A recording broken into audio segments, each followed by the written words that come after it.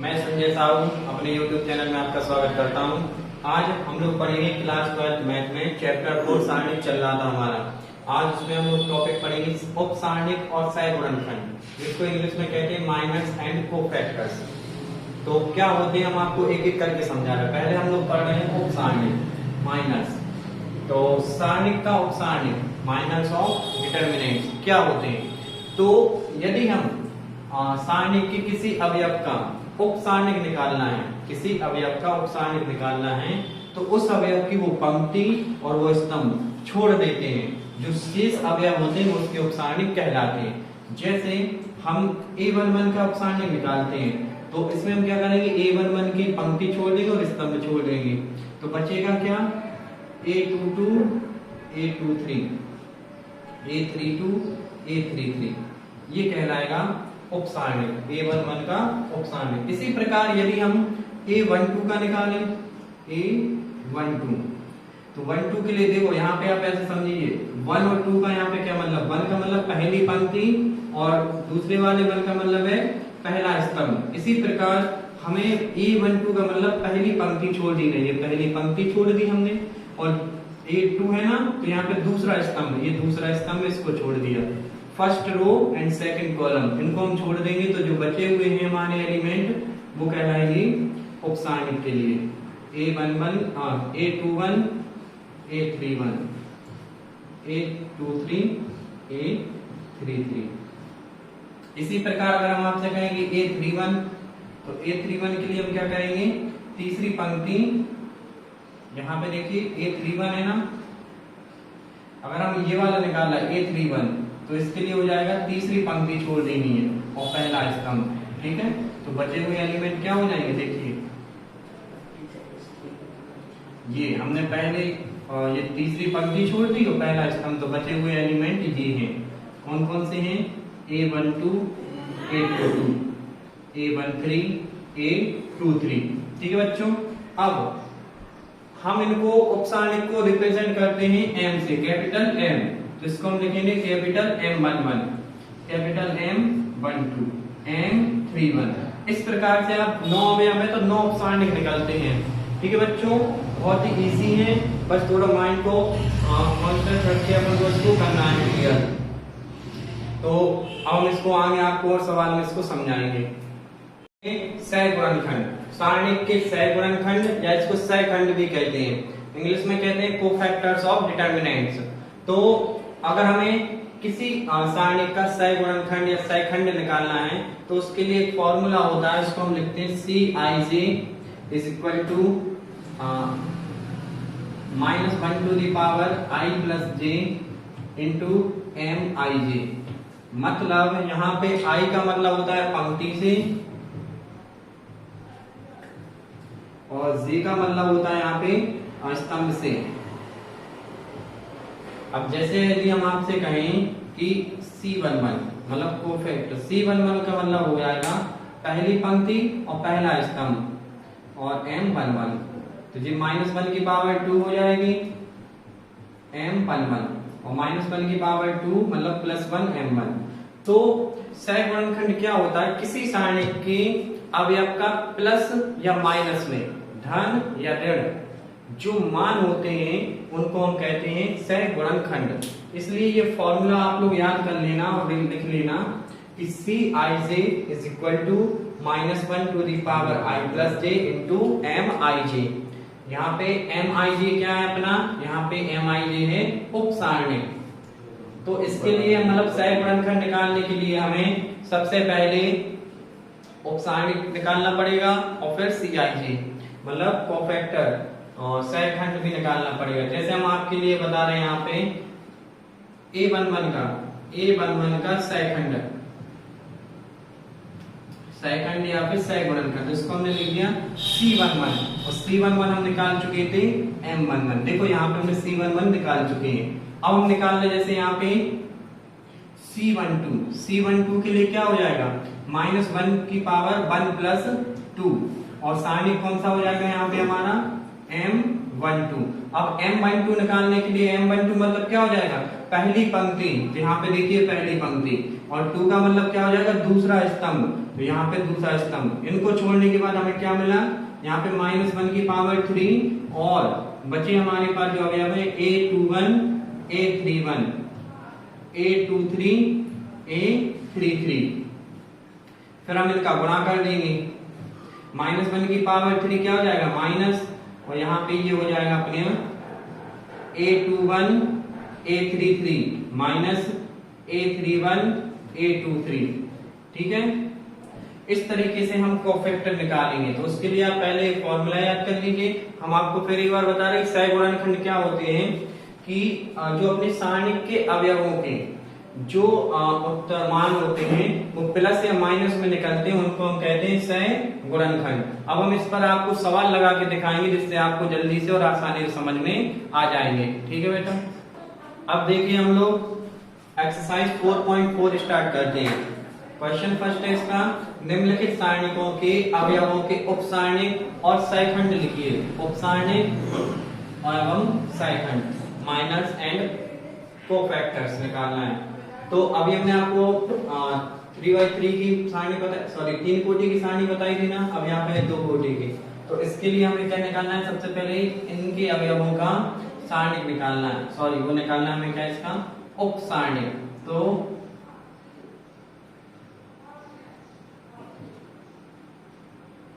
उप सारणिक M11 निकालने के लिए क्या है आपसे, तो 11 का मींस क्या है, फर्स्ट रो फर्स्ट कॉलम छोड़ देंगे। जैसे हमने इसको फर्स्ट रो, ये फर्स्ट रो और ये फर्स्ट कॉलम छोड़ दिया, तो क्या बचा 3। ठीक है, इसी प्रकार M12 मतलब first row second column, first row second column छोड़ दिया, तो क्या बचा 0। इसी प्रकार अब देखिए, ये इसको अगर हम देख यहाँ पे लिख ले तो ऐसे हो जाएगा A11 A12 A12 A21 A22 ठीक है। तो यहाँ पे A11 से बन गया हमारा M11, A12 से निकल गया हमारा M12। अब यहाँ पे हमें निकालना है A21 मतलब M21 के लिए क्या करेंगे, सेकंड पंक्ति मतलब दूसरी पंक्ति और पहला स्तंभ छोड़ देंगे, तो क्या बचा -4। इसी प्रकार 22 के लिए दूसरी पंक्ति और दूसरा कॉलम छोड़ देंगे, तो ये बचेगा 2। ये हमने उपसारणिक निकाल लिए, सारणिक A के उपसारणिक हमने निकाल लिए यहाँ पे। अब हमें निकालना क्या है, इसके सहखंड। तो सहखंड निकालने के लिए हम क्या करेंगे, हमने आपको एक फॉर्मूला बताया था, Cij is equal to -1 to the power I plus j into M11। तो यहाँ पे अब हमें जैसे हमें निकालना पहला C11, तो I और j की जगह हम क्या रख देंगे 11। यहाँ पे हो जाएगा, यहाँ पे 11 नहीं, यहाँ पे I से है, तो यहाँ पे अब हो जाएगा 11। अब -1 की पावर 2 तो +1 हो जाएगा, और M11 का मान कितना है 3, तो यहाँ पे C11 निकला है हमारा 3। इसी प्रकार हम निकालेंगे C12, और 12 निकालने के लिए क्या करेंगे हम, I बराबर 1 और j बराबर 2 रख देंगे, तो 1 + 2 हो जाएगा अपना 3। यहाँ पे हम 1 + 2 लिख दे रहे अभी।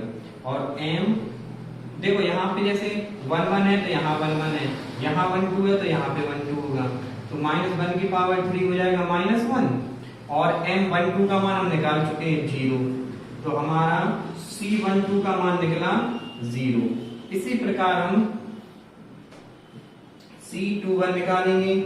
C21 क्या हो जाएगा, -1 की पावर, देखो अब आप सॉर्ट करते जा सकते हैं, 2 + 1 3, और क्या आ जाएगा M21। अब मान रख देंगे, -1 की पावर -1 की पावर 3 क्या हो जाएगा -1, और M21 की वैल्यू है -4, तो आंसर क्या आ जाएगा 4। C21 क्या हो जाएगा 4।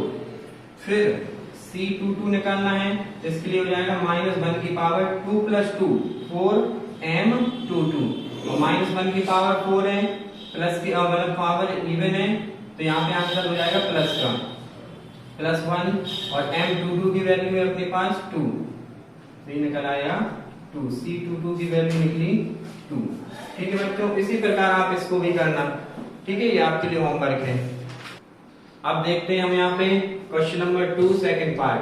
अब हमें ये सारणिक दी हुई है, इसके हमें उपसारणिक और सहखंड निकालना है। तो ये 3 कोटि की है तो इसमें 9 निकल आएंगे, और ये इसके पहले 2 कोटि के थे तो उसमें 4 निकले थे। तो सबसे पहले हम उपसारणिक निकालेंगे, उपसारणिक M11। तो M11 के लिए क्या करेंगे हम, फर्स्ट रो और फर्स्ट कॉलम छोड़ देंगे, बचेंगे क्या, इनको लिख देंगे 5 1 -1 2। अब इसको सॉल्व कर लेंगे, 5 2 जा 10 और 1 -1 इंटू 1 -1 इंटू हो जाएगा इसमें तो -1 और -1 +1 11। M12 के लिए क्या करेंगे, फर्स्ट रो सेकंड कॉलम छोड़ देंगे तो बचेगा 3 0 -1 2। फिर हम वही कर देंगे 3 दूनी 6 और -1 का वहाँ 0 होगा तो 0। फिर M13 first row third column छोड़ देंगे तो 3 0 5 1 हो जाएगा 3 1 या 3 और -0 = 3। अब इसी प्रकार हम इसमें M21 निकालेंगे, ये 21 है। देखो इसको आप ऐसे भी लिख सकते हैं A11 A12 A13 A21 A22 A23 A31 A32 A33। ठीक है, तो इस प्रकार से भी लिख सकते हो, और जरूरी नहीं है कि आप इसको लिखो, आप बिना लिखे भी कर सकते हैं। अब देखना हम इसको डायरेक्ट भी सॉल्व कर सकते हैं। M21 निकालना मतलब सेकंड रो और फर्स्ट कॉलम, इनको छोड़ देंगे तो बचेगा क्या, 0 4 और 1 2। ये हो जाएगा हमारा मल्टीप्लाई करने पर 0 -4 = M22 के लिए हम क्या करेंगे, अब डायरेक्ट कर देंगे। देखो बेटा, सेकंड रो सेकंड कॉलम छोड़ने पर 1 × 2 हो जाएगा 2 और 0 × 4 हो जाएगा 0, तो बचेगा 2। M23 second row third column छोड़ने पर 1 × 1 हो जाएगा 1 और 0 × 0 हो जाएगा 0, बचेगा 1।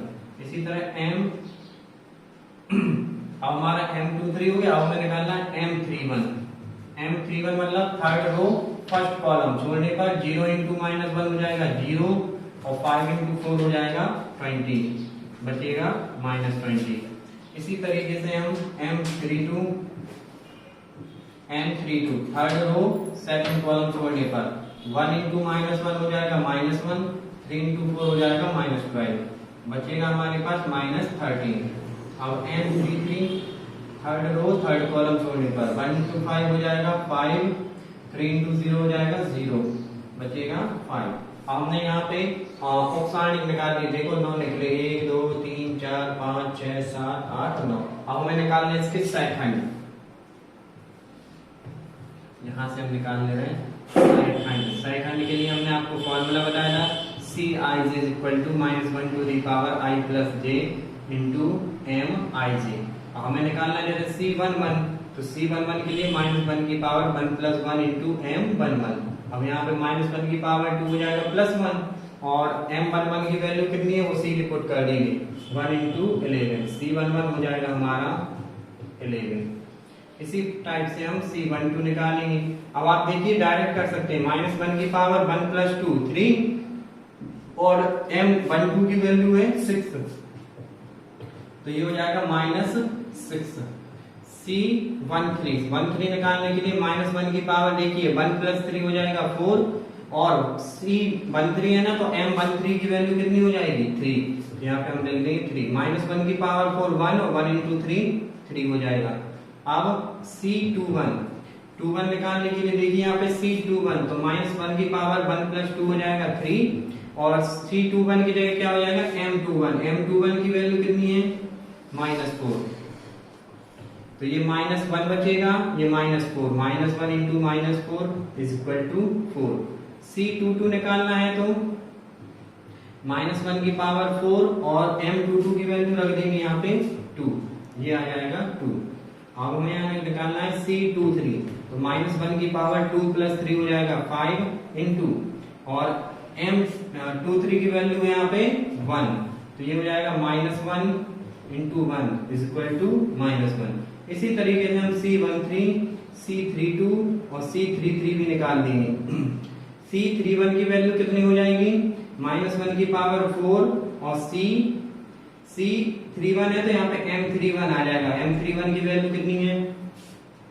M31 की वैल्यू यहाँ पे -20, तो ये -1 की पावर 4 हो जाएगा +1 और -20 का रख देंगे मान, तो -20 बचेगा। इसी तरीके से -1 की पावर यहाँ 5, M32 की वैल्यू कितनी है? -13, तो ये -1 बचेगा, -1 की पावर 5 है और M32 की वैल्यू हो जाएगी -13, तो ये आंसर हो जाएगा +30। इसी तरीके से C33, तो -1 की पावर 6, M33 की वैल्यू कितनी है यहाँ पे? 5 और -1 की पावर 6 है तो +1, तो आंसर हो जाएगा यहाँ पे 5।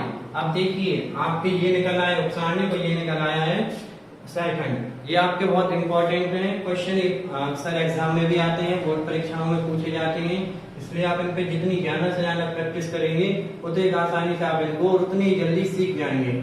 आगे देखते हैं हम।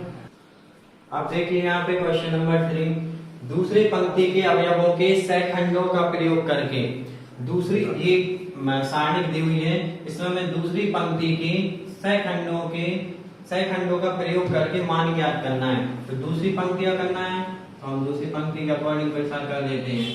दूसरी पंक्ति के अवयवों के सहखंड, दूसरी पंक्ति के अवयवों के सहखंड क्या हो जाएंगे?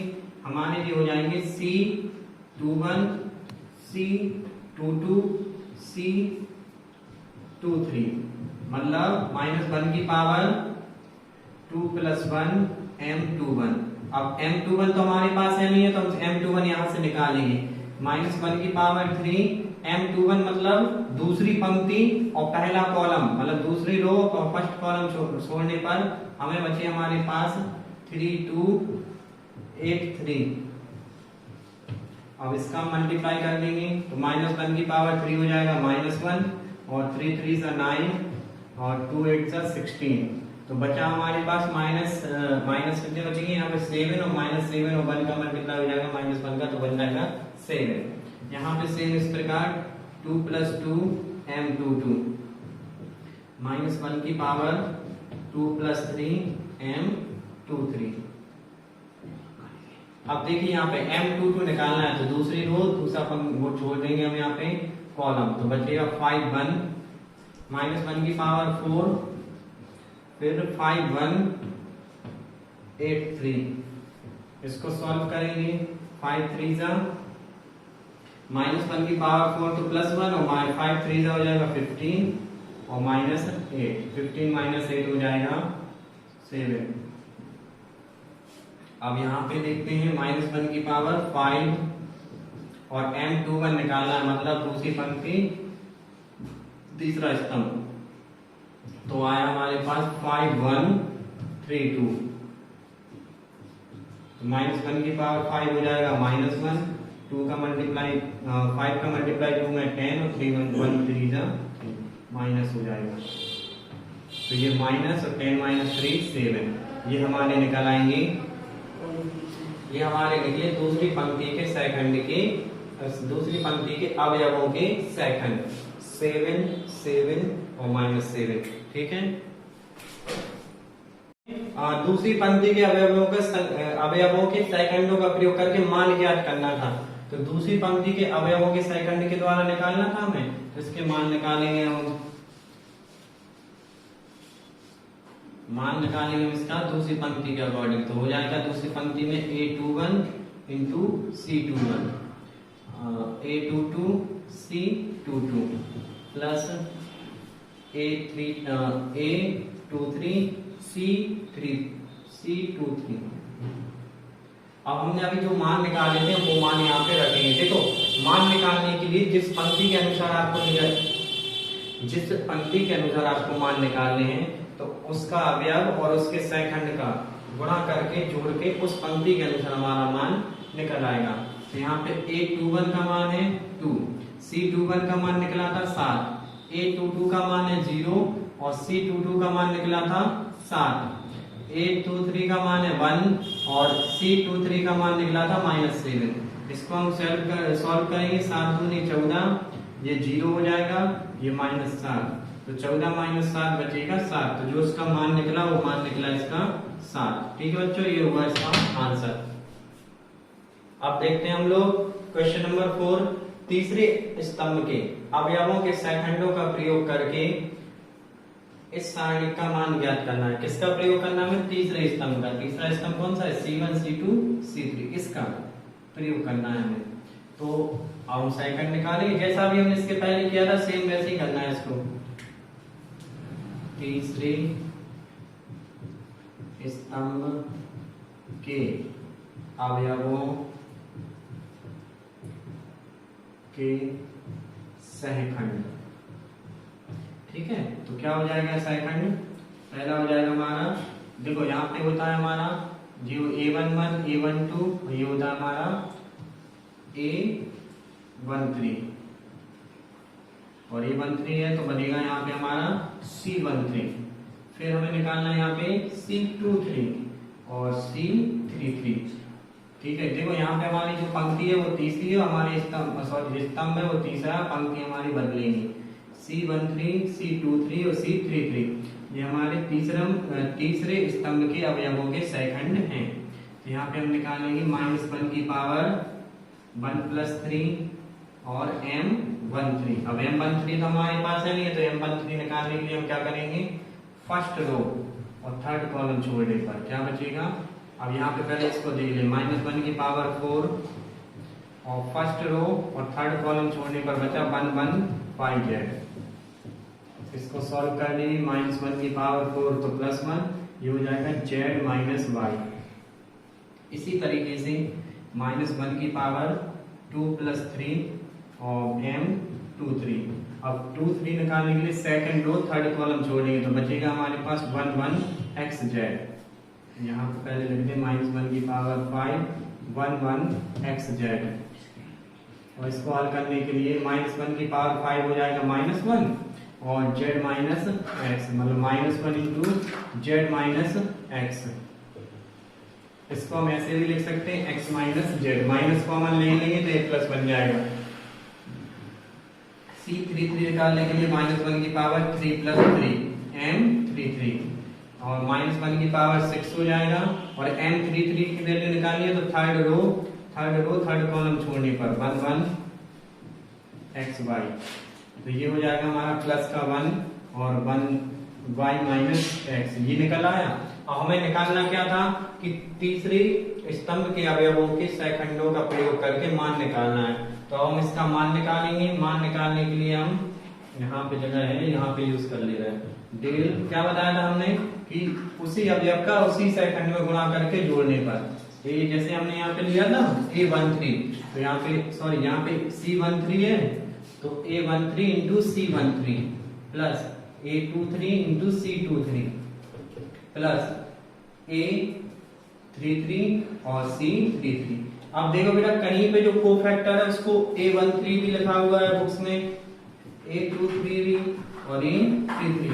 तो हम इसको A से भी रिप्रेजेंट कर सकते हैं और C से भी कर सकते हैं, तो उसका कोई मैटर नहीं है, आप किसी से भी कर दिए उसको रिप्रेजेंट। अब यहाँ पे हम निकालते हैं A13 की वैल्यू यहाँ पे YZ, C13 की वैल्यू है Z - Y, A23 की वैल्यू यहाँ पे ZX और C23 की निकाली हमने X - Z प्लस A33 की वैल्यू है XY और C33 की वैल्यू है Y - X। हम इसको सॉल्व करेंगे, मल्टीप्लाई कर देंगे, YZ का मल्टीप्लाई हो जाएगा तो YZ² Y²Z। फिर यहाँ पे हो जाएगा plus ZX² - XZ² plus XY का मल्टीप्लाई होगा तो XY² - X² Y। अब इसमें देखेंगे कुछ कट रहा है, इसमें नहीं कट रहा है। ठीक है, देखते हैं देखते हैं इसको और भी अभी सॉल्व करके इसके गुणनखंड निकालेंगे। तो इसके लिए हम पहले यहाँ पे थोड़ा साफ करके जगह बना ले रहे हैं।